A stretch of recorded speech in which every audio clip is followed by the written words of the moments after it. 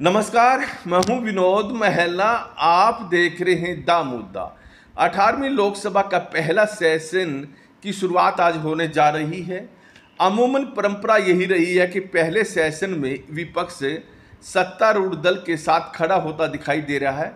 सत्तारूढ़ दल को हिदायत भी देता रहा है और कहता है कि देखिए, जनता ने आप लोगों को चुनकर भेजा है, आप जनता के हित में कार्य कीजिए। और जहां तक बात विपक्ष के सहयोग की है, विपक्ष जनता के हित में 5 साल तक रचनात्मक कार्यों में आप लोगों का सहयोग देता रहेगा।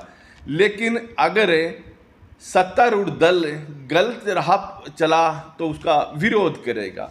यही परंपरा रही है, लेकिन इस दफ़ा यह परंपरा टूटती नजर आ रही है। जिस तरह से विपक्ष के तेवर बने हुए हैं, इसके कारण कई हैं। पहली बात तो यही है कि 10 सालों के बाद भारतीय जनता पार्टी को पूर्ण बहुमत नहीं मिला है और एनडीए की सरकार है। और दूसरी सबसे बड़ी बात यह भी है कि 10 सालों के बाद कांग्रेस पार्टी को विपक्ष के नेता बनाने के आंकड़े मिले हैं। 2014 और 2019 में कांग्रेस के पास इतने सांसद नहीं थे कि वो विपक्ष का अपना नेता बना ले। तो देखें, विपक्ष का नेता बनने के लिए 10% सांसद होना जरूरी है। जहां तक की बात करें कि पहले ही सेशन में विवाद क्यों हो रहा है, दरअसल प्रोटेम जो स्पीकर है उसकी नियुक्ति को लेकर कांग्रेस और विपक्षी दल उखड़ गए हैं और वो बवाल मचा सकते हैं। और अब तक उनके बयानों से ऐसा लग रहा है। दूसरा, जो एग्जाम हुए हैं नेट के, नीट के, ये लीक हुए हैं और विपक्ष ने इन एग्जाम को लेकर पहले ही सेशन में सरकार को घेरने का मन बना लिया है।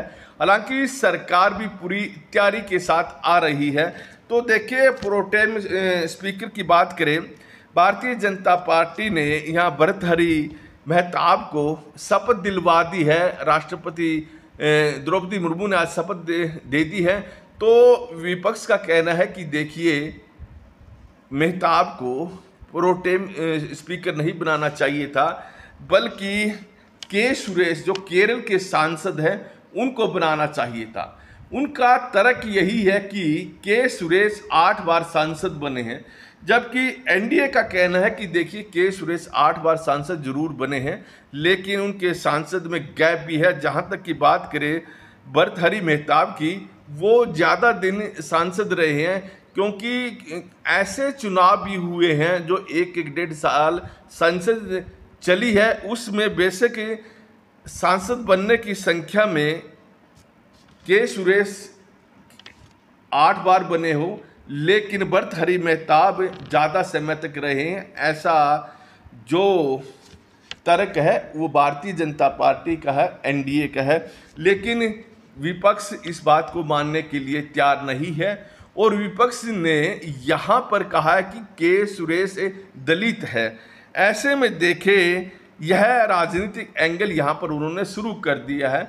और इस दफ़ा देखें तो विपक्ष भी काफ़ी मजबूत है और संसद में, चाहे राज्यसभा हो या लोकसभा हो, यहाँ पर विपक्ष काफ़ी बवाल मचाता आप लोगों को दिखेगा भी। तो देखें, 26 जून को स्पीकर का चुनाव होना है और उसके बाद देखें तो सेशन पूरी तरह से चल पड़ेगा। और 2 दिन जो प्रोटेम स्पीकर है, ये सांसदों को शपथ दिलाएगा। सबसे पहले प्रधानमंत्री नरेंद्र मोदी आज सांसद शपथ लेंगे और फिर राजनाथ सिंह, और तीसरे नंबर पर अमित शाह शपथ लेंगे। जहाँ तक की बात करें विपक्ष की, विपक्ष ने इस दफ़ा पूरा मन बना लिया है कि पहले सेशन में ही नीट और नेट और अन्य एग्जाम जो लीक हुए हैं उस पर सरकार को घेरा जाए कि कैसे सरकार की कमजोरी के कारण ये एग्जाम लीक हुए हैं। और देखिए, सरकार इस मामले में फंसती भी नज़र आ रही है।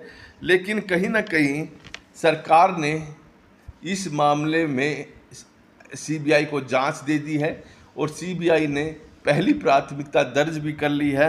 और देखिए तो सरकार इस मामले में पूरी तैयारी के साथ संसद में आएगी, लोकसभा में भी इसका जवाब देगी और राज्यसभा में भी इसका जवाब दे सकती है। तो कुल मिलाकर देखें इस दफ़ा बड़ा विपक्ष भी मजबूत दिखाई देगा।